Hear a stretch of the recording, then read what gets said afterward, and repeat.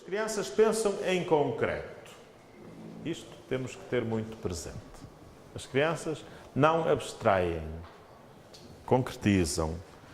Portanto, um tratado sobre o amor de Deus não lhes diz nada, mas histórias em que o amor se vive e se demonstra e se exprime, essas dizem-lhe tudo, não é?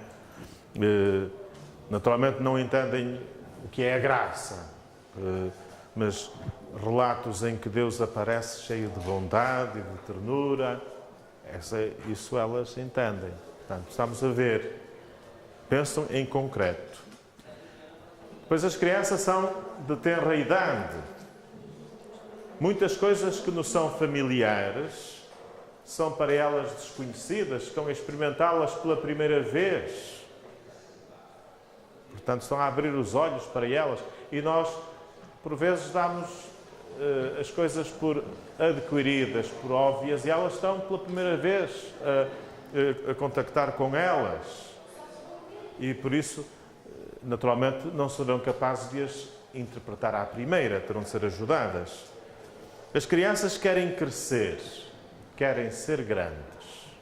Nunca mais são grandes. O tempo demora tanto a passar para elas, não é? As crianças querem crescer. Desejam imitar o que fazem os adultos. Não gostam de ser tratadas infantilmente. Não são só os adolescentes que reclamam. Não são só esses, então, não é? As crianças não gostam de ser tratadas infantilmente, querem ser grandes. As crianças gostam de ser alegres. Já vou no quinto. Não querem estar tristes. Gostam de ser elogiadas e não desejam ser, não gostam de ser obrigadas a fazer determinadas coisas. Gostam do reconhecimento. Que se diz, estiveste muito bem, fizeste muito bem, gostam disso, as crianças.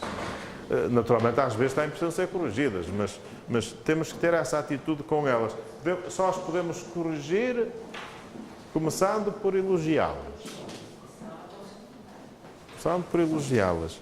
Que bem que tu fizeste, ainda vais conseguir melhor. Ainda vais conseguir melhor, mas está bem, é assim. Naturalmente, à medida que vão crescendo, vão sendo mais capazes de autocrítica, não é? Mas é assim. No fundo, elas são como nós. Só como os adultos, nós também não gostamos muito que nos critiquem, não é? Nós achamos que a crítica deve ser construtiva, não é? E deve. As crianças têm uma grande capacidade de aprender. Nós já não temos. Mas eles têm. Captam o que é novo, interessam-se por muitas coisas. Naturalmente, é importante que também sejamos capazes de lhes dar as respostas às perguntas que elas vão fazendo. As crianças, sétimo, têm uma paciência mais limitada. A sua atenção dura menos que a dos adultos. E nós estamos sempre a mudar de canal, não é? Então, as crianças de hoje têm pouca experiência do silêncio, da contemplação, da profundidade. E os adultos, não sei se têm muita, mas as crianças têm mais dificuldade com o silêncio. As celebrações com crianças podem ajudá-las a adquirir estes hábitos de escuta, de silêncio, fazem-lhes muito bem, mesmo quando eles estão a rabiar, etc. Se calhar é a única experiência, ou das poucas experiências que têm, em que são obrigados a estar a ouvir, a acolher, a contemplar. As crianças estão menos preparadas do que no passado para compreender algo só pelo ouvido. De facto, vivemos na era digital, não é? Em que é tudo imagens. As crianças precisam de ver, precisam de sentir, precisam de fazer, têm de ser interpeladas pelos vários sentidos. Como é que nós vamos conseguir isso. Se pedirmos às crianças que se adaptem às celebrações dos adultos, deverá pressupor-se que nessas celebrações vamos incluir alguns elementos adaptados às crianças. No diretório há um capítulo, uma primeira parte que fala, capítulo 2, missas de adultos em que participam também crianças. Há muitas comunidades em que tem de ser assim, não é? Em que um parco é parco de 5 paróquias, naturalmente não pode em cada uma das paróquias ter uma celebração especial para os mais pequenos. E até com a baixa taxa de natalidade nem é realista isso. Mas as crianças que estão nas celebrações com os adultos têm que ser tidas em conta de algum modo nos momentos certos. O que não é fácil. Eu estou a fazer um preâmbulo, estou a ler um elenco de 40 pontos de uma revista, por causa de uma revista alemã, sobre a celebração com crianças. Portanto, as crianças têm o direito a ser tidas em conta. Já vou no 11º. Uma celebração com crianças é uma celebração. Uma celebração litúrgica não é uma lição, nem uma festa infantil, nem uma representação. Temos às vezes essas tentações. Fazer muitas ensinações. Deus comunica-nos o seu amor. É a parte de Deus.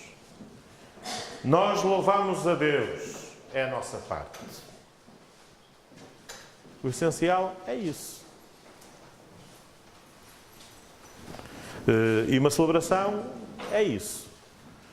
Uma celebração com crianças é uma celebração com crianças. Só na medida em que participarem é que será uma celebração delas. Não é uma celebração para crianças, como há bocado estava a dizer, o que seria redutor. E colocar-nos-ia numa atitude, a nós adultos, catequistas, padres, numa atitude de quem dá um show, de quem se exibe, de quem organiza um espetáculo para os pequenos. Não.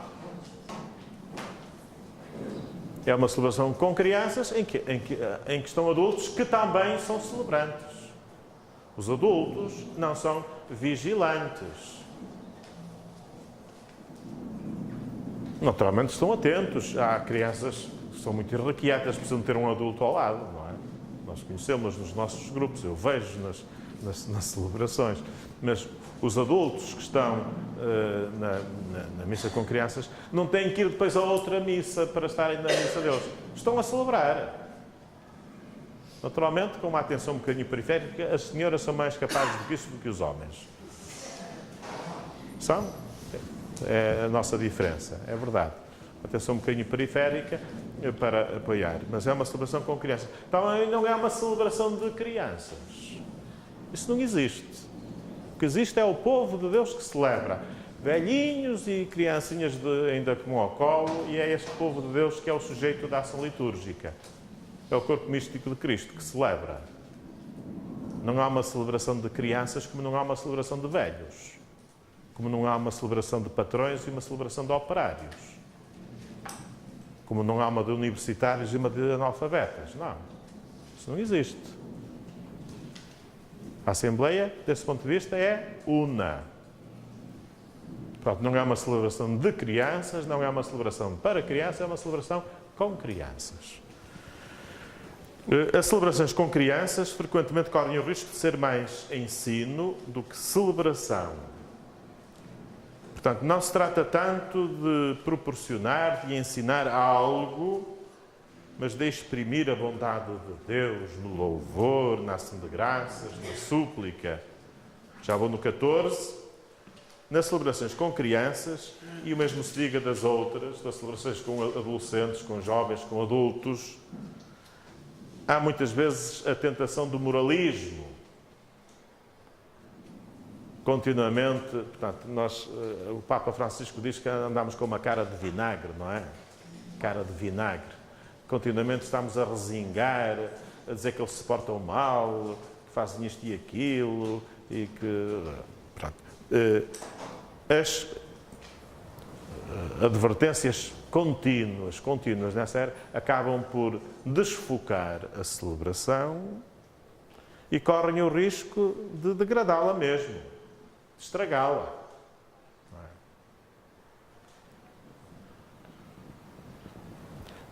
O ato penitencial não é a coisa mais importante da missa. Lá haverá um dia que se calhar vai ser a coisa que se vai destacar. Imaginemos, se fizermos a celebração de cinzas com crianças, naturalmente o rito penitencial das cinzas vai ganhar um destaque maior, mas habitualmente não é a coisa mais importante da missa, não é? O mais importante é o louvor, é a ação de graças. Com frequência, as celebrações com crianças são demasiado demoradas. Que há tempos alguém veio dizer: "Oh, Sr. Padre, estive na primeira comunhão de um afilhado, aquilo foram 3 horas. E o que lhe parece? Parece-me mal. Naturalmente que me parece mal. Não é? Não, o que se organizou foi um grande festival, um grande show, mas isso não é a celebração. Ficámos pelo acessório e perdemos o essencial. Portanto, as celebrações não devem ser excessivamente demoradas. É preferível utilizar poucos elementos e bem valorizados a multiplicar palavras, ações, coreografias, coisas assim. É melhor usar um único símbolo que conduza ao centro do que uma série que parece estar em competição uns com os outros. Estamos a competir com os shows da televisão. Eu não vou ler a lista completa, vou no 16. As celebrações com crianças são frequentemente demasiado palavrosas. São palavras no princípio, são palavras, estamos sempre mais importantes ou tão importantes como as palavras, são os gestos, são os sinais, são os movimentos, é a música, é o canto. E temos que valorizar todos esses elementos. Não é preciso que aconteça sempre algo de excepcional. Estar à procura daquele achado, daquele... Não temos... As celebrações litúrgicas são uma boa ocasião para ter sossego, para ter paz, para ter serenidade, em vez da agitação febril de todos os dias. Isso faz-nos bem a todos, faz bem também às crianças. Não vamos à procura de achados, assim, vamos à procura do encontro com Jesus ressuscitado, que é o mesmo ontem, hoje e pelos séculos, não é? Sempre o mesmo e sempre novo. As crianças de hoje têm dificuldade em estar quietas durante muito tempo. E penso que as crianças do meu tempo já tinham. Eu lembro-me, eu era um bocadito, me excedi, enfim, lá vinha algum adulto, punha as mãos na orelha, nem precisava de puxar, era só pôr e eu ficava logo e tal. Mas sempre assim foi, as crianças, não é? Dizem agora que são hiperativas. São normais.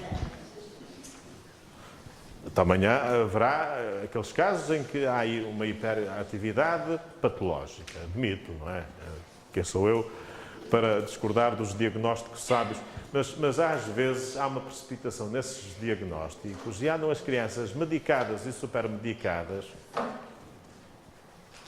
Elas com o tempo vão ganhar mais... Deixá-las mexer-se um bocado. Pronto. São naturalmente...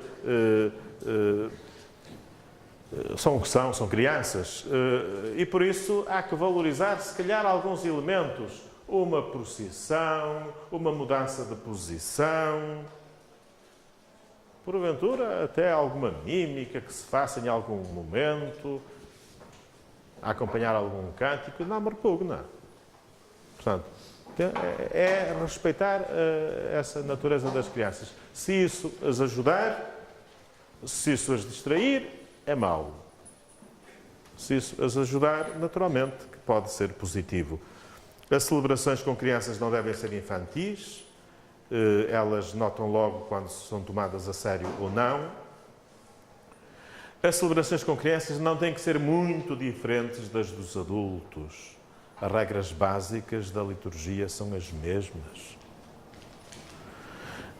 Outro aspecto, se em cada celebração tudo é diferente, não se criará familiaridade. Lê o texto de Saint-Exupéry, o príncipezinho, não é? O diálogo da raposa com o príncipezinho, são precisos rituais, não é? E o ritual significa que no mesmo dia, à mesma hora, acontece algo de esperado, para que a raposa se possa ir aproximando do príncipezinho, criar familiaridade com ele, criar laços, cativar, ser cativado. Não, são necessários rituais, não é? Os caçadores lá da aldeia tinham o ritual de fazer uma festa em determinado dia da semana, e esse era um dia maravilhoso para a raposa, que podia ir às galinhas à vontade e tal. São precisos rituais e, portanto, é preciso também alguma estabilidade. É necessário que haja pontos fixos. Determinados elementos deviam encontrar-se sempre. Gestos elementares, orações comuns, saudações, cantos conhecidos, pessoas familiares. É importante isso. Se nós tivéssemos que inventar, de cada vez que há um aniversário, a forma depois de celebrar, não. Temos o bolo, temos as velas, temos um cântico e é isso. Nós nunca saberíamos como fazer. Ficaríamos impedidos de celebrar. Portanto, não pensemos que é preciso estar sempre a variar. Há constantes. E depois, naturalmente, articulam-se com variantes. E basta pensarmos na estrutura do ano litúrgico, que já nos dá tantas variantes, nos acontecimentos que nos interpelam, que já nos dão tantas coordenadas diferentes, que nos obrigam, de facto, o elemento da diferença está garantido. E precisamos também do elemento da referência, da permanência. Na escolha da música e dos textos, deverá procurar-se também, nas celebrações com crianças, uma certa qualidade litúrgica. Nós temos a ideia de que as crianças têm dificuldade em alguns cânticos mais do que os adultos. É o contrário. As crianças são capazes de fazer aquilo que os adultos não são. As crianças não têm grandes problemas técnicos vocais. Os adultos, sim. Aprendem tudo com uma facilidade. O repertório base não tem que ser muito diferente do repertório da celebração com os adultos, de tal forma que depois, quando a catequese está em férias, vão à missa com o avô, com a avó, não estranhem, não se sintam desfasadas. Portanto, deve haver elementos de continuidade e de ligação e de permanência. Isso é o que diz o diretório também das missas com crianças. Pronto, eu vou interromper e no 20 e tal vamos continuar com esta exposição. Aqui é o fio. Elementos. Tínhamos falado o elemento pessoas, o elemento palavra. Passámos para o ponto 4, daquela lista dos ingredientes da celebração. Naturalmente, a ordem dos sentidos na liturgia, já vos disse há bocado, primeiro o ouvir, se calhar o segundo o ver, mas todos os sentidos são chamados a contribuir, a estar presentes, para que esta linguagem litúrgica toque os vários registros, não é, da comunicação. Naturalmente, o ouvir, quantitativamente, predomina na nossa liturgia. E se calhar é assim porque no princípio é o verbo. O cristianismo não é uma religião como as outras, desculpai falar assim, eu penso que vós já tendes formação para entender isso. O dinamismo da religião é um dinamismo que, de baixo para cima, parte do ser humano, com as suas fragilidades, com as suas admirações, com os seus medos, com os seus remorsos, com a sua ânsia de superação, o ser humano que vai à procura do transcendente. E que se manifesta, que se exprime, com gestos do corpo, com preces, com... As religiões são assim. Mas no cristianismo,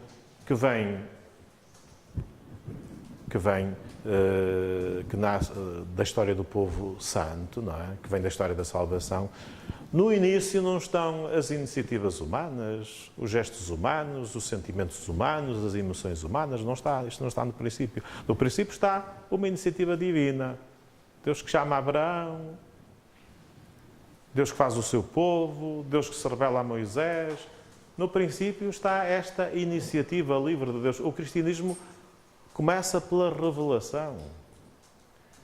E como nós lemos no dia de Natal, muitas vezes, de muitos modos, falou Deus outrora a nossos pais pelos profetas, nestes tempos que são os últimos, falou-nos por seu Filho. Portanto, no cristianismo, a iniciativa vem de Deus. É a palavra que está em primeiro lugar. Não apenas uma palavra que se exprime em sílabas, escritas ou ouvidas, mas a palavra que se faz vida, que se faz carne, que se faz homem, não é? Que habitou entre nós. Portanto, a liturgia é sempre este fazer-se carne da palavra, para que a palavra se faça vida na nossa vida. É assim, esse é o dinamismo. E por isso não temos que estranhar.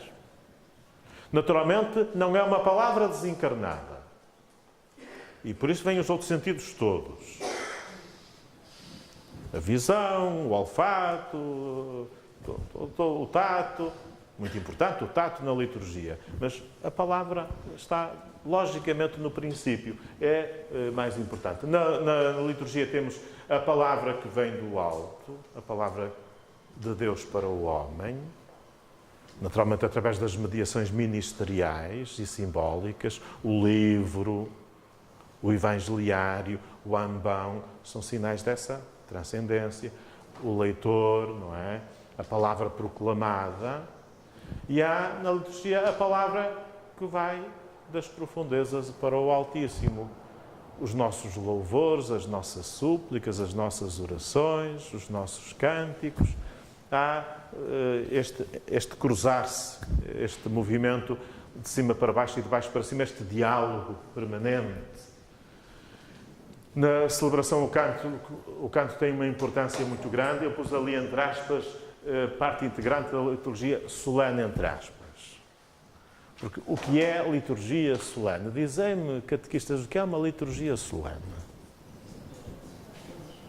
São todas? Oxalá. É que na perspectiva antes do concílio, uma liturgia solene era uma liturgia em que havia ministros, quer dizer, havia um padre que fazia de padre, um padre que fazia de diácono e um padre que fazia de subdiácono. Eram as missas de 3 padres. Os mais antigos podem lembrar-se. Depois havia incenso. E logo as pessoas alérgicas tinham problemas. Isto é que era uma missa solene. Tinha incenso. E depois era uma missa cantada.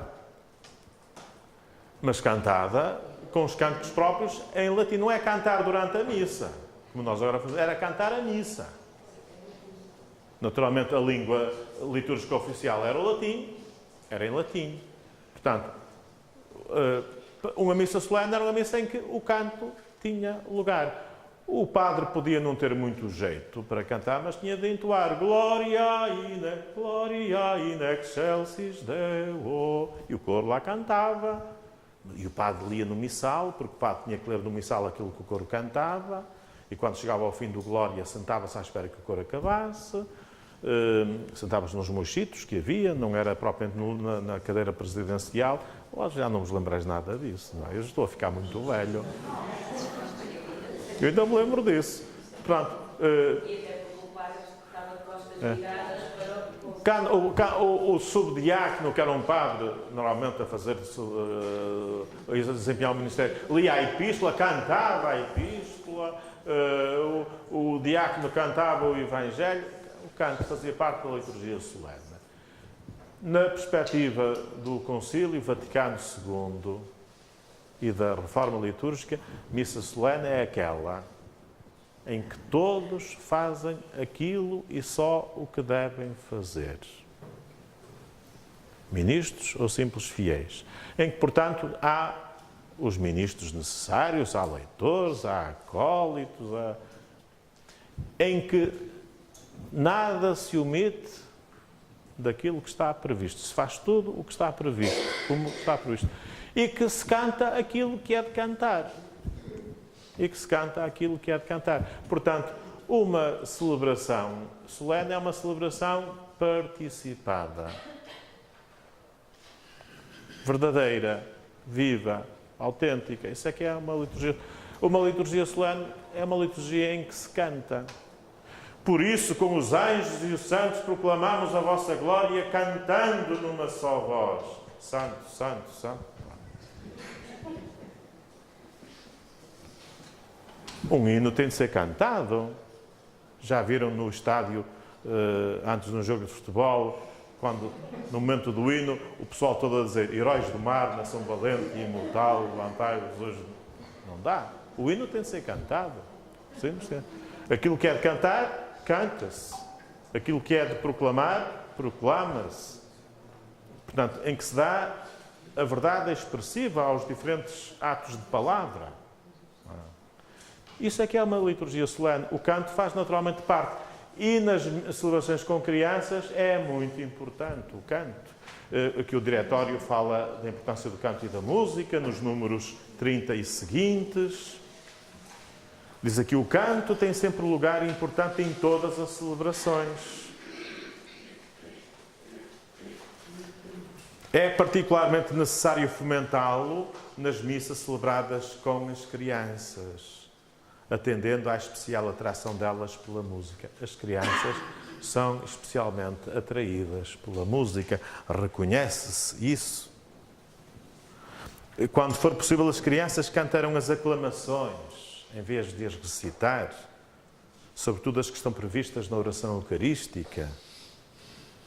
Até se permitem algumas liberdades, na altura permitiam-se em relação aos textos oficiais, para ajudar o canto. Valorizam-se os instrumentos musicais. Houve uma altura em que muitas das nossas paróquias, ou algumas, adquiriram o instrumental Orff. Xilofones, metalofones, porque é relativamente, havendo quem guie as crianças, é relativamente fácil e intuitivo de aprender. Depois os responsáveis tiram-lhes, conforme a tonalidade do canto, aquilo que não é preciso, para elas não baterem nas tabuinhas erradas, etc. É relativamente... Mas claro que é preciso haver um trabalho de formação musical com as crianças, sustentado, porque houve quem adquirisse o instrumental Orff, que depois tem-no empacotado, tem encostado. Atenção, os instrumentos são importantes, mas é preciso que haja discernimento no uso deles. Instrumentos de percussão,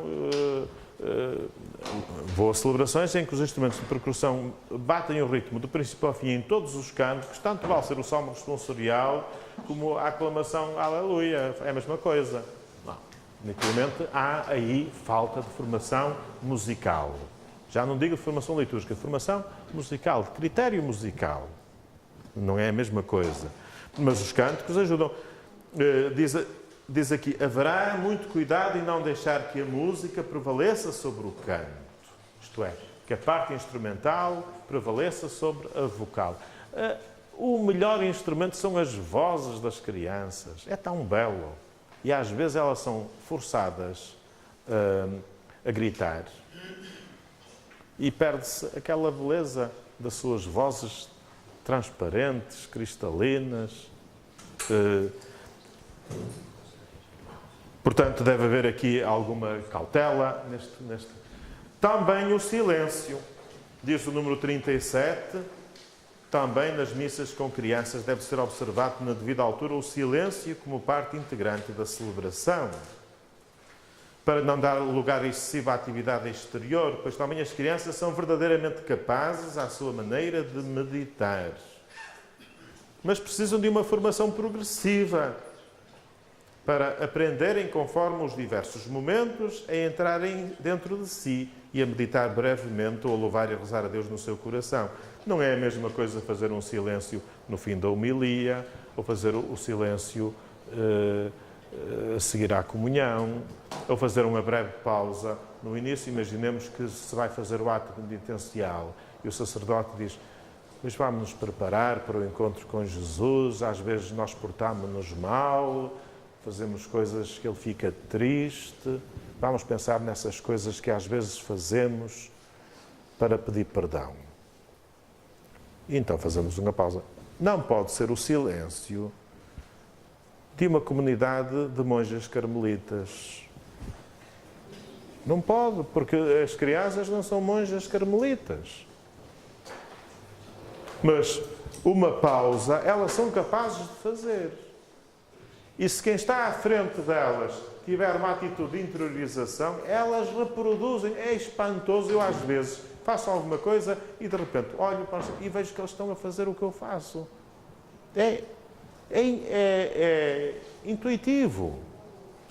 Se nós criarmos este hábito de recolhimento, elas reproduzem-nos.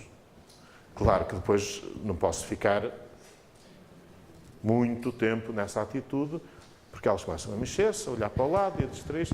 E nós temos que sentir isso. Nós é que temos que sentir isso.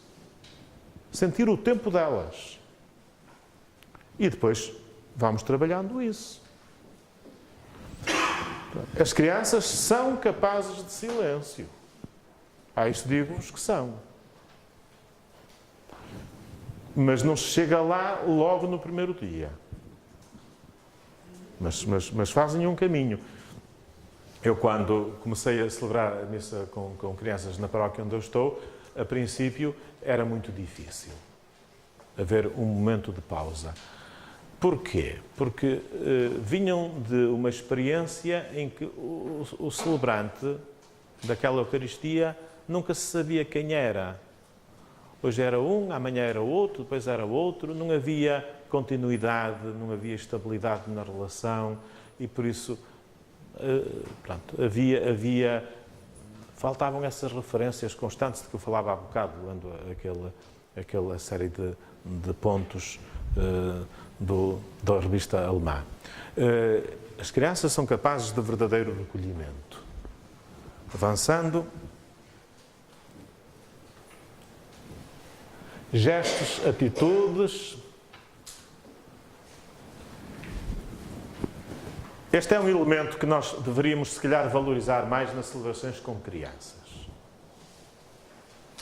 Porque elas não podem estar quietas muito tempo. Então, valorizar esta participação através dos gestos e das atitudes, incluindo os movimentos, as procissões, estão ao serviço da beleza, da celebração, da compreensão das suas partes, da participação de todos.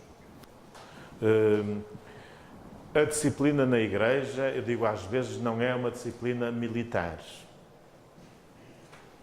Portanto, quando é o momento de estar sentado, naturalmente as pessoas sentam-se, mas às vezes recordo-me que no início da minha vida de padre, numa certa igreja, eu estranhava que um cavalheiro, no momento da homilia, ficava sempre de pé.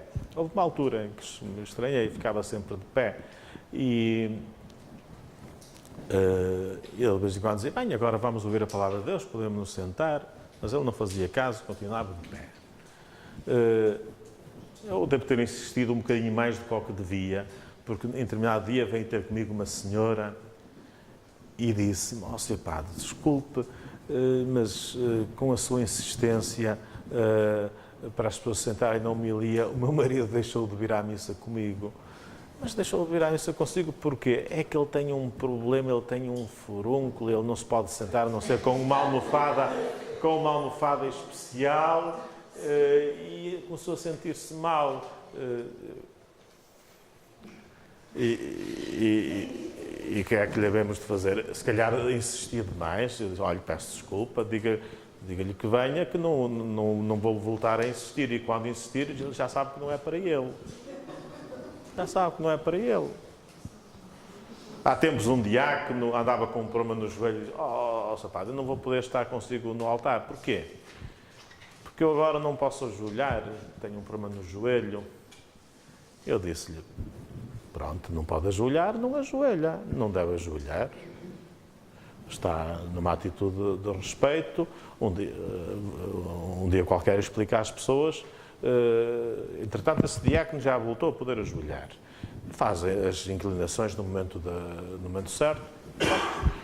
Eu celebro habitualmente com um sacerdote de uma certa idade, que ele, coitado, não pode ajoelhar, nem genufletir.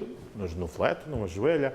Pronto, é o que eu quero dizer. A disciplina não é militar. Razões de saúde, as condições do local. Há igrejas em que não há condições para as pessoas se ajoelharem. E então temos de dizer, ficamos todos de pé. Não é?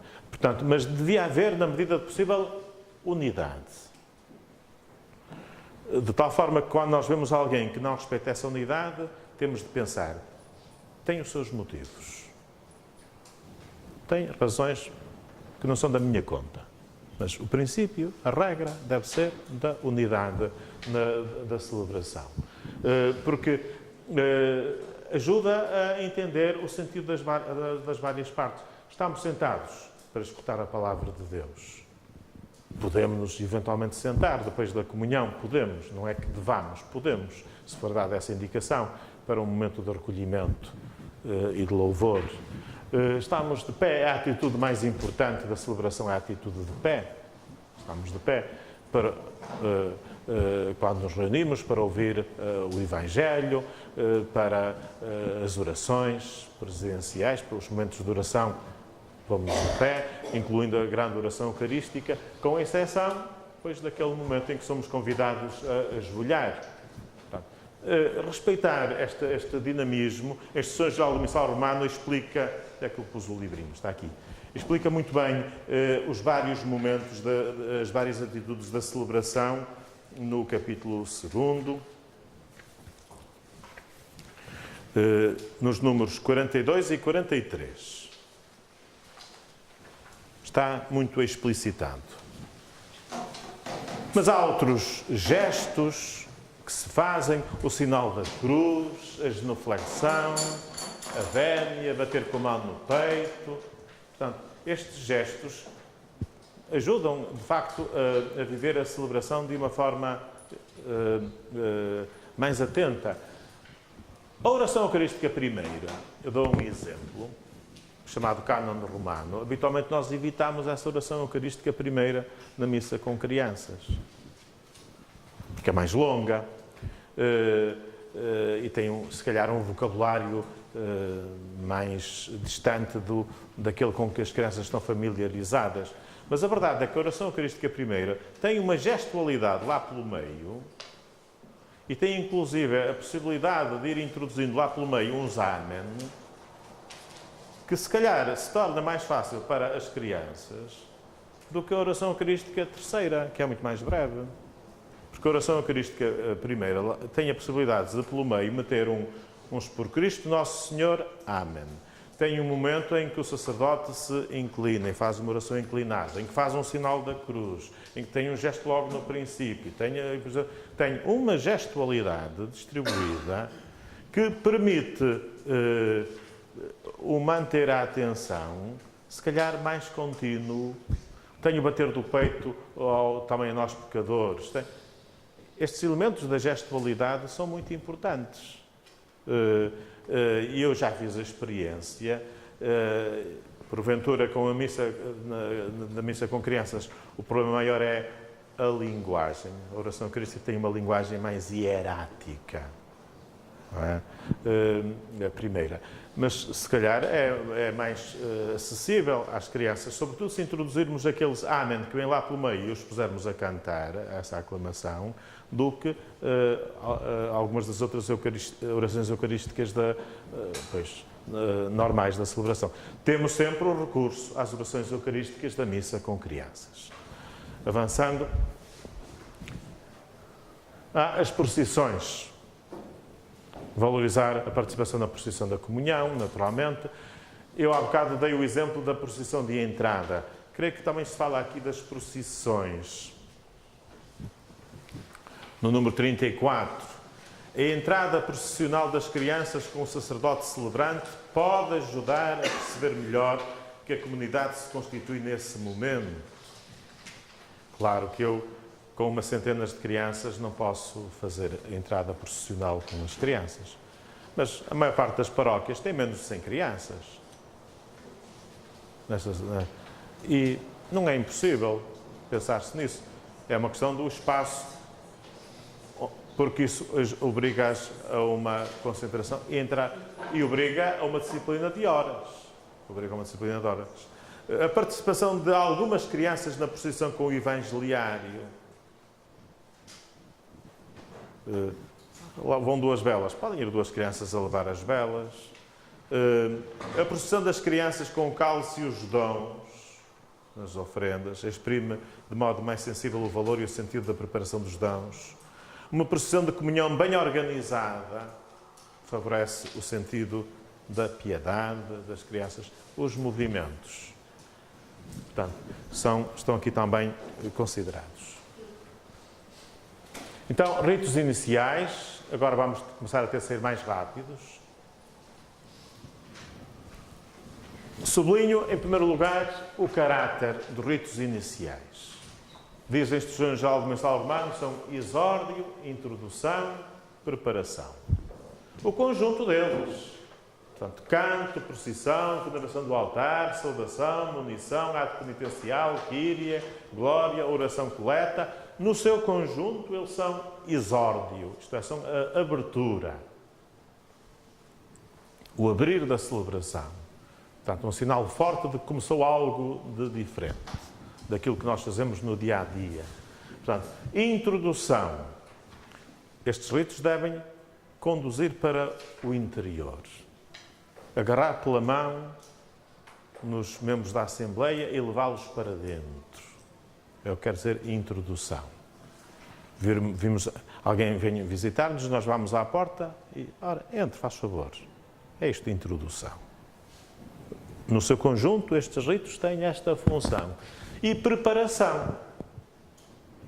Preparar a comunidade celebrante para escutar a palavra, para louvar o Senhor, para celebrar a Eucaristia, para participar no sacramento do corpo e do sangue de Cristo. Portanto, esta é a finalidade. E por isso, no caso da missa com crianças, mais do que pensar na execução daquilo tudo que vem lá no missal, devemos pensar cumprimos estes objetivos, que depois se explicita finalidade, criar consciência de comunidade celebrante, preparar o que se segue, a palavra e a Eucaristia. Será que estes ritos conseguem esse objetivo? Será que o cântico de entrada conduz para aí ou distrai daí? Normalmente conduz para aí. É um dos elementos muito...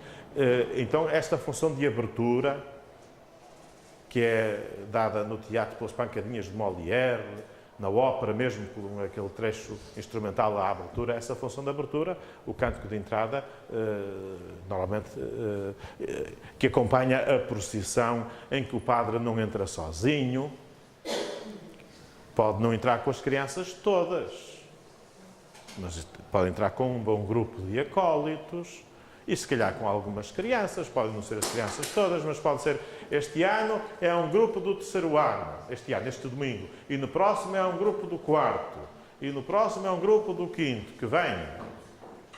Podemos variar quando a Assembleia tem muitas crianças. Portanto, esse é o rito, que depois culmina com a saudação no altar, ao altar e a tomada de posse, digamos assim, da sede da presidência. Esse é a abertura da celebração. Ajuda a tomar consciência da comunidade. Não é essencial que se realizem os ritos todos. E eu remeto para o que diz o diretor das missas com crianças, as partes da missa, ritos iniciais, página 40. Reparem, o que conta é a finalidade. Atendendo a que a finalidade dos ritos iniciais da missa é estabelecer a comunhão entre os fiéis reunidos e dispô-los para ouvirem a palavra de Deus e celebrarem dignamente a Eucaristia, é preciso procurar despertar esta disposição nas crianças, evitando o perigo de a prejudicar com uma excessiva acumulação dos ritos que são propostos para este momento. Portanto, para as crianças, se calhar vamos reduzir. Neste intuito, pode algumas vezes omitir-se este ou aquele elemento dos ritos iniciais. Estou a ler o número 40, para dar eventualmente maior desenvolvimento a um outro. Mas há de haver sempre ao menos um elemento de introdução mais a coleta. Portanto, tem de haver sempre um destes elementos mais a coleta. Pode ser o caso de se valorizar a procissão com o cântico de entrada, etc. E depois chegar ao fim, oremos. Coleta. Estais a ver como os ritos iniciais se podem aligeirar. Durante a Quaresma vamos valorizar o ato penitencial. Por isso, é uma ideia, uma proposta. Então, fazemos a procissão de entrada, depois, naturalmente, a saudação inicial é precisa sempre.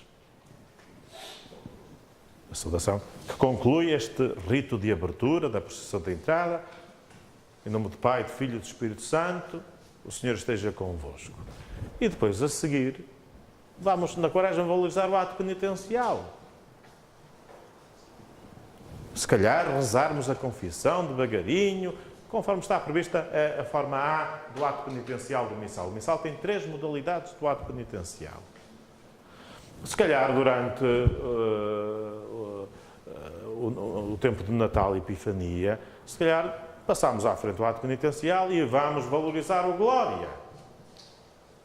E vamos cantar o Glória. E, portanto, eu procuro fazer isso, faço isso, não omitir sempre os mesmos elementos. Que ao longo do ano estejam presentes ora uns, ora outros. De tal forma que no conjunto das celebrações as crianças tenham contacto com os ritos iniciais na sua integridade. Porque quando vão à Eucaristia, porque é o 7º dia de um vizinho e vão com os pais, ou porque estão de férias, vão à Eucaristia, possam saber participar normalmente. Mas os ritos iniciais podem ser organizados com bastante liberdade na celebração com crianças. Portanto, eu gostava que ficasse bem expressa esta ideia. Portanto, temos o caráter dos ritos, temos a finalidade e depois temos os instrumentos. São aqueles. Se calhar é artilharia demais para a missa com crianças. Diz aqui o diretório. Portanto, que pode ser preferível abreviar. Podemos prejudicar com uma excessiva acumulação de ritos esta finalidade, que é criar consciência de comunidade celebrante e preparar o que se segue. E então podemos optar. Depois, a seguir, naturalmente, vamos percorrer os ritos iniciais um por um. O sinal da cruz. Não é por um que já passámos a procissão de entrada, com o canto de entrada, não está aqui. Naturalmente, o sinal da cruz é muito importante. É dos tais gestos que nós temos que ajudar as crianças a fazê-los e ajudá-las a evoluir no controle do seu próprio corpo, na bilateralidade, o esquerdo e o direito. Elas têm de crescer nisso, ajudá-las a crescer, isso pode ajudá-las. E depois fazer-lhes toda a catequese do sinal da cruz.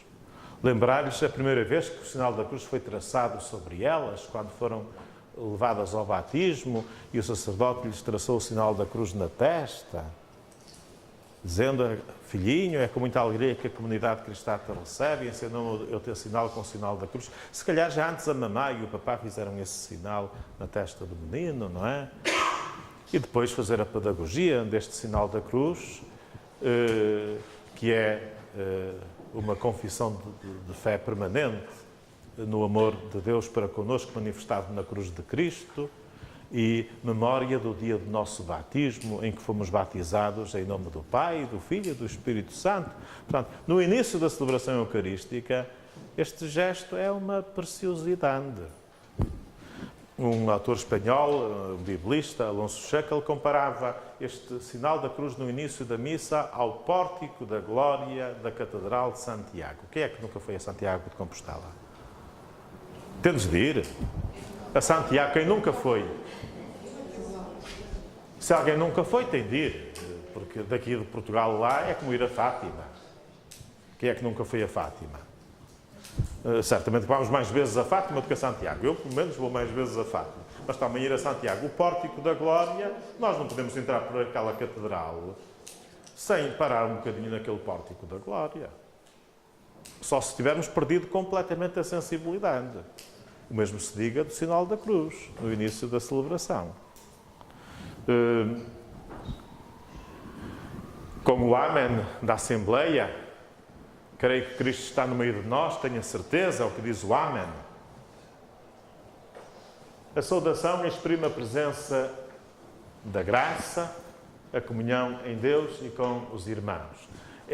É um gesto, é uma saudação acompanhada de um gesto de acolhimento. É quase um abraço. É como se cada um dos pequenitos se sentisse abraçado nesse gesto de saudação. E é importante chamar a atenção também para o gesto. O gesto também é importante. Às vezes nós, os padres, fazemos o gesto para o missal. A graça de nosso Senhor Jesus Cristo não é para o missal, é para as pessoas. Não? O Senhor esteja convosco. Não, convosco, isto é, com um livro. Não. É verdade. Nós, nisso, somos criticáveis. Nós somos criticáveis e uma boa crítica pode ajudar-nos a melhorar. Tem de ser construtiva, não é? Pode ajudar-nos a melhorar. Portanto, é também um gesto. Eu, com as crianças, já vos disse qual é o que uso quase sempre. Porque é muito forte. O Senhor esteja convosco. Dominus vobiscum. Até em português, infelizmente, há lá um verbo que está conjugado no conjuntivo. Esteja. Porque em latim não há verbo. Dominus vobiscum. O verbo está subentendido. Tanto pode ser indicativo, o Senhor está convosco, como conjuntivo, a expressão de um augúrio, de um desejo, de um voto, o Senhor esteja convosco.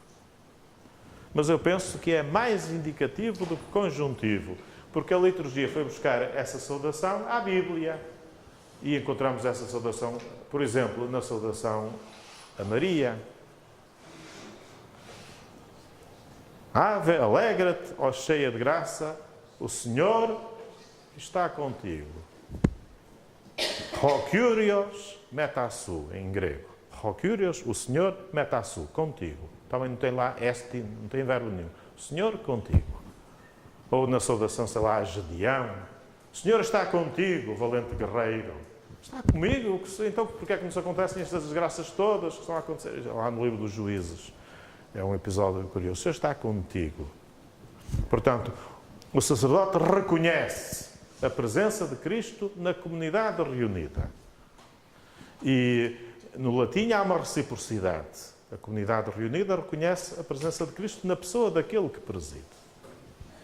No português, devido às dificuldades de uma tradução consensual que valha também para o Brasil e para os outros países da expressão portuguesa, não foi admitida a tradução literal e encontramos uma expressão que é muito bonita, muito rica. Ele está no meio de nós. Portanto, é uma aclamação de reforço. Em vez de ser uma resposta de reciprocidade, é uma aclamação de reforço. Ele está no meio de nós. Portanto, é exatamente a grande função dos ritos iniciais.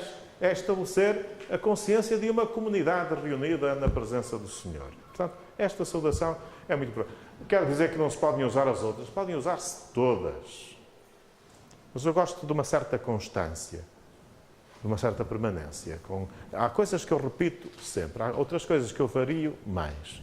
Esta eu repito, porque é logo no princípio, estabelece logo ali uma ligação forte com a comunidade. Cria Assembleia. Mas o missal tem outras expressões. E quando é o bispo a presidir, os senhores bispos nem fazem isso.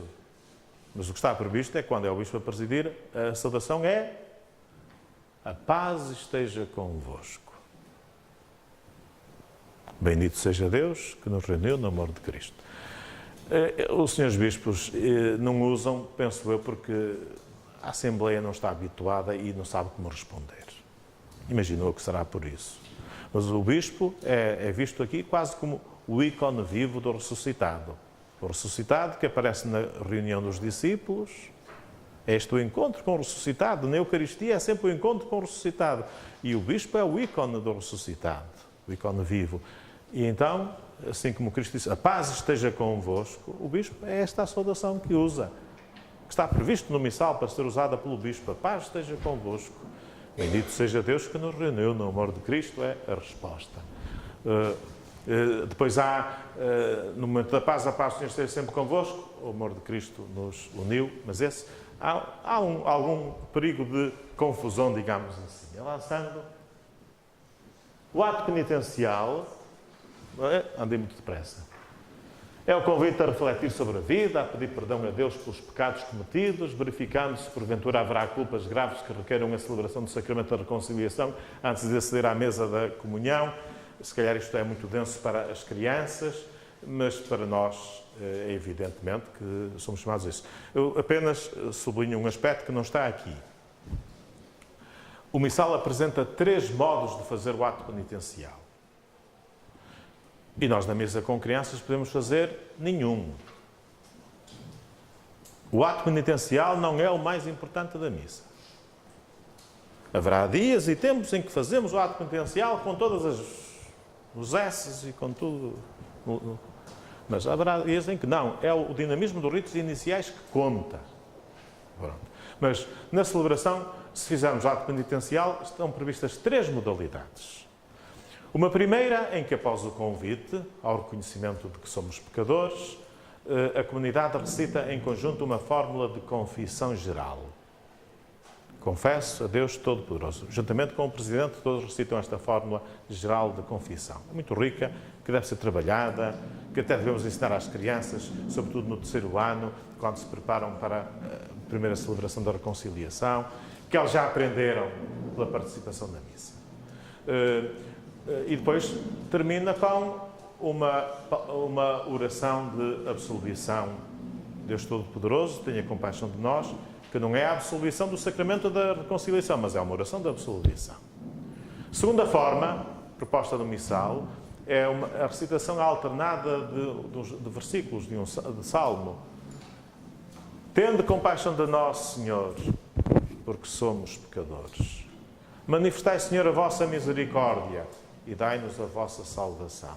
Deus Todo-Poderoso, tenha compaixão de nós, termina igual. Na terceira forma, a confissão não se centra tanto nos pecados. Na primeira e na segunda forma, o pecado, a nossa maldade, o nosso egoísmo, parece que ocupam o primeiro plano. Na terceira modalidade, o que está em primeiro lugar é Cristo, com o seu amor, com a sua misericórdia, com os seus gestos de salvação. E por isso a terceira modalidade consta da invocação, Senhor, Cristo, amplificada por atributos, pela memória de ações salvíficas, aquilo a que chamamos o tropo. Senhor, que vieste salvar os corações arrependidos. Aí está. Eleison, tendo piedade de nós. Cristo, que vieste chamar os pecadores, são estes tropos. É uma das formas de fazer o ato penitencial. Nesse caso, antecipa-se o Kyrie, depois já não se vai repetir. Porque o Kyrie, por si só, não é ato penitencial. O Kyrie é uma aclamação a Cristo e uma invocação da sua misericórdia, do seu amor. Os fiéis aclamam o Senhor e imploram a sua misericórdia. Não confundir com o ato penitencial, a não ser naquela terceira modalidade que vimos, nesse caso faz parte dele. Continuando os ritos iniciais, o Glória, Avancem muito depressa. Redescoberta a bondade e a misericórdia do Senhor, podemos cantar com alegria o hino começado pelos anjos na noite de Natal. Evidentemente, o Glória está previsto que não se cante no tempo do Advento e no tempo da Quaresma. E pode valorizar-se, pode ser o fulcro dos ritos iniciais, por exemplo, no Natal, no tempo pascal. Portanto, como vos disse, nós podemos organizar os ritos iniciais com uma certa liberdade, pedagogia e gradualidade. E por fim, a oração coleta, em que o celebrante eleva e alarga os braços no gesto do orante e após a pausa de silêncio, em que cada qual foi convidado a rezar nos seus corações. E se eu, na missa com crianças, disser oremos e me recolher, depois quando levanto os olhos para olhar para o missal e os olhos passam para as crianças, elas estão tamanho assim. É coisa. Elas olham para nós como se fôssemos um espelho. Depois começam a crescer e pronto, e deixa de ser assim.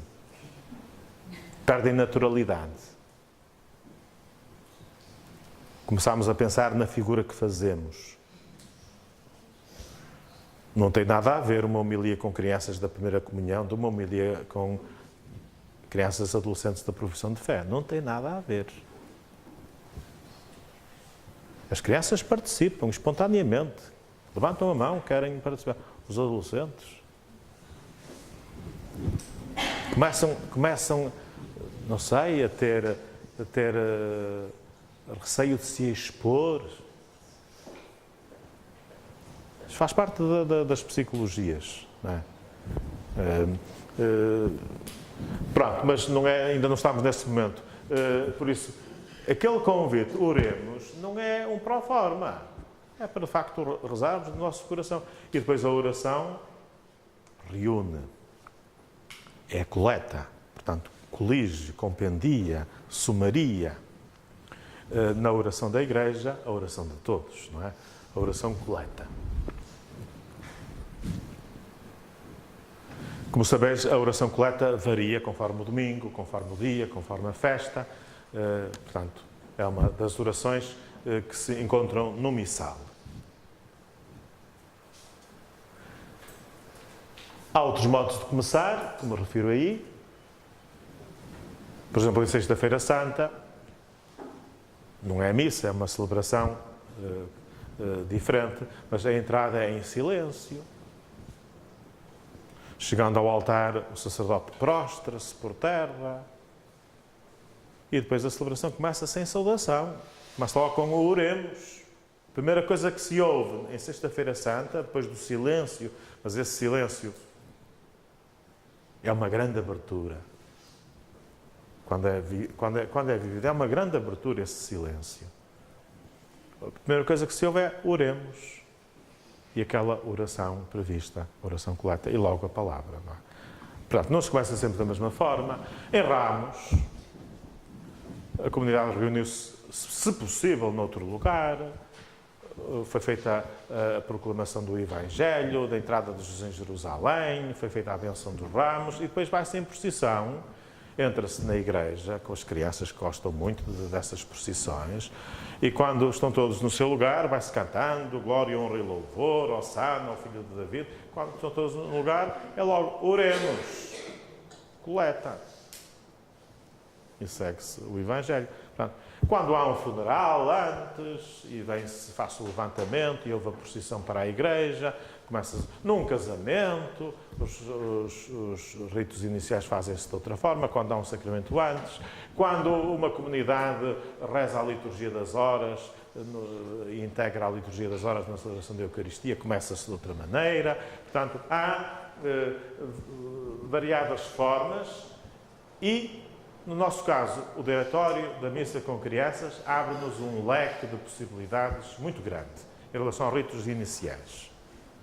Naturalmente, depois vós tendes de vos pôr de acordo com os padres, não quero que entreis em conflito com os vossos párocos. Chegáis lá e dizes, Sr. Padre, agora vai passar à frente isto, aquilo e aquilo outro. E ele, quem é aqui quem manda sou eu. Enfim, que é uma forma de falar. Mas é um caminho, são propostas. Na liturgia da palavra também começámos pelo mais importante. A estrutura.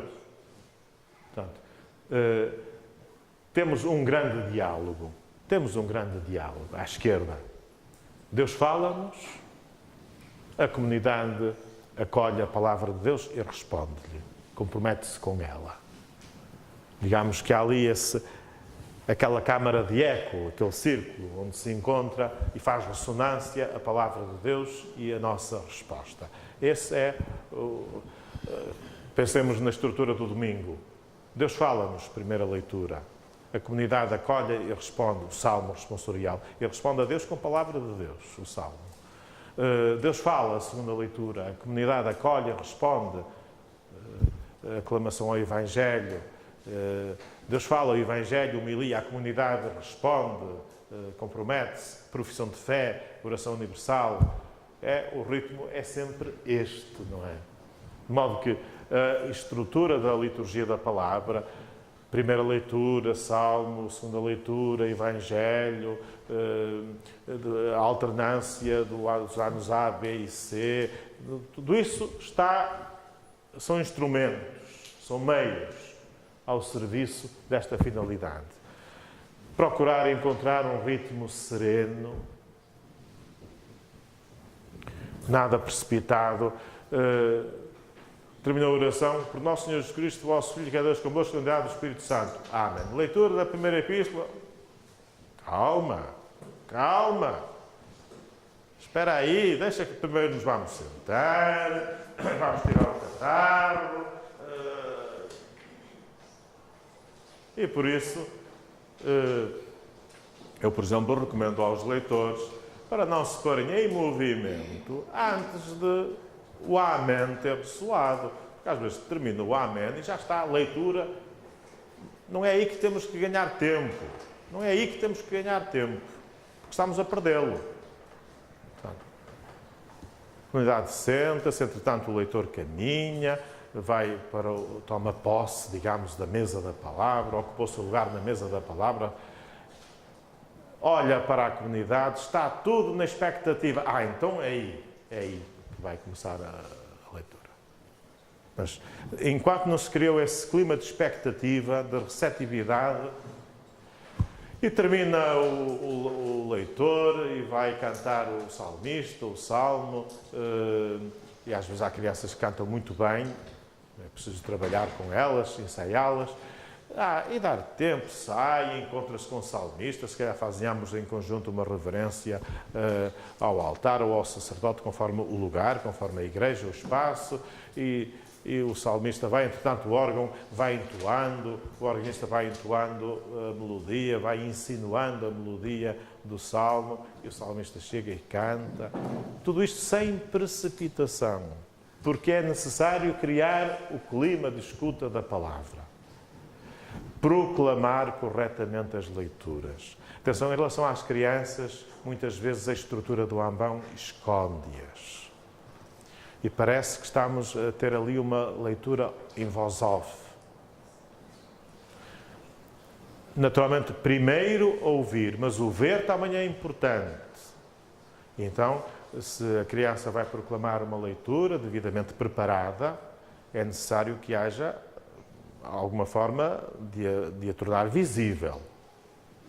Um dispositivo, um banquinho, alguma coisa. Ajustar o microfone para orientá-lo na direção da criança. O microfone não tem que estar encostado à boca, mas porque algumas crianças até precisam de maior proximidade. Isso tem que ser ensaiado. Mesmo isso tem que ser preparado. E depois corre bem. Corre bem quando as coisas se preparam. Pode ser para alguma coisa, a criança atrapalhar-se, enganar-se, mas normalmente corre bem. Proclamar corretamente a palavra. Porque às vezes ouvimos cada anedota, não é? Cada anedota nas leituras, e não nos vamos embora. Se calhar devíamos ir logo embora, porque pronto, já que estamos é que não havendo esta comunhão com Cristo Palavra, a seguir, o que é que comunhão vai haver? Comer uma hóstia? Isso é que é comunhão com Cristo? Tem de haver comunhão com Cristo Palavra. Temos de acolher o que Ele nos diz. Há uns anos largos, um senhor universitário, na altura, a ler leitura lá do profeta Isaías. Eu sou o Senhor e não há outro fora de mim. Não há Deus. Mas com solenidade. A leitura é: eu sou o Senhor e não há outro. Fora de mim não há Deus. Mas eu sou o Senhor e não há outro fora de mim. Não há Deus. Para não falar nos outros leigos, como sabeis, na leitura da Paixão, não havendo diáconos, o sacerdote lê a parte de Jesus e um leigo lê as partes narrativas, outro lê as respostas, e então um leigo lê a Paixão. E Jesus, soltando um grande brado, espirrou.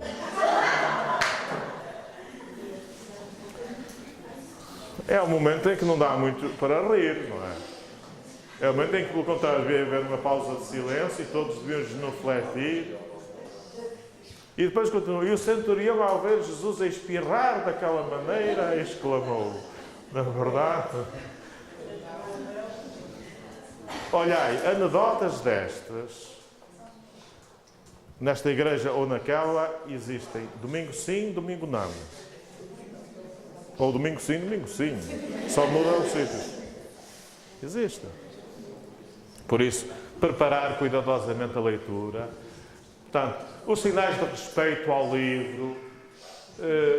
Naturalmente, nós distribuímos as fotocópias, são para a preparação. São para riscar, são para pôr sinais, onde é que há de fazer a pausa ou não há de fazer. São um instrumento de trabalho. Não são o suporte da leitura. E por isso, às vezes, é mal disfarçado. Se o ambão ainda resguarda e a pessoa leva um papel discretamente e depois o desdobra, mas às vezes é mal resguardado. E a palavra de Deus vive destes sinais, os pequenitos. Até foi uma leitura do papel. Não, é de um livro. É de um livro que se pode apresentar. E no caso do evangeliário, então, nem se fala. Esses sinais de reverência ao livro. Ter presente que a liturgia da palavra tem um ponto alto, que é o Evangelho. Não podemos fazer como o outro padre que dizia: bem, vamos agora fechar o Evangelho e dizer duas verdades. Portanto, naturalmente que o Evangelho é a máxima das verdades, não é? É o mais importante. Às vezes, Sr. Padre, fazemos a forma breve ou a forma longa? Meus caros catequistas, em relação às crianças, normalmente não há problema com a forma longa do Evangelho, porque, tratando-se do Evangelho, são textos de caráter narrativo, em que as crianças não têm problemas em seguir com atenção uma história, um relato. Se forem textos mais de caráter exortativo, aí, porventura, será de, atendendo às capacidades das crianças, optar pela forma mais breve. Mas, normalmente, nos Evangelhos, a forma longa não põe problemas às crianças. Mas eu acho preferível cortar na homilia a cortar no Evangelho. Naturalmente que há que ter presente, se depois no diálogo e na homilia se vai valorizar mais um aspecto só da forma breve ou da forma longa, há essa faculdade. Nós podemos escolher a forma breve ou a forma longa por vezes. E podemos até fazer algumas omissões. Podemos fazer algumas omissões. Número 42. Quanto ao número das leituras aos domingos e festas, observem-se as decisões das conferências episcopais. A nossa Conferência Episcopal, em relação às missas com crianças, disse 0. Por isso, segue-se o que se segue. Se as 2 ou 3 leituras previstas para os domingos ou dias de semana só dificilmente podem ser compreendidas pelas crianças, é permitido ler só 2 ou até só 1. Mas nunca faltará a leitura do Evangelho. Portanto, temos 3 leituras. Primeira leitura, Antigo Testamento, a não ser no tempo pascal, que é dos Atos dos Apóstolos. Segunda leitura, Novo Testamento. Terceira leitura, Evangelho. É possível, na missa com crianças, ler só o Evangelho. Por exemplo, eu faço isso no Domingo de Ramos. Mas é um Evangelho que vale a pena, note-se. No terceiro domingo da Samaritana, no 4º domingo do século de nascença, no 5º domingo da ressurreição de Lázaro, as leituras são lidas na íntegra. Só leio o Evangelho, omito as outras leituras. Na missa com crianças. É uma possibilidade que está oferecida. Habitualmente, na missa com crianças, só faço uma leitura antes do Evangelho. Porquê? Porque acho mais importante focá-las do que multiplicar os centros de atenção. Elas têm dificuldade em concentrar-se em muitas coisas e é preferível focá-las. E então, ao escolher a leitura que vai ser proclamada, portanto, é procurar ver a relação com o Evangelho. Às vezes não. Sei lá, durante o ano paulino, para dar um exemplo, sistematicamente escolhi a leitura de São Paulo. E as segundas leituras dão uma certa sequência nos domingos do tempo comum, etc. Portanto, há aqui a possibilidade. O importante é conseguir este diálogo entre Deus e o seu povo.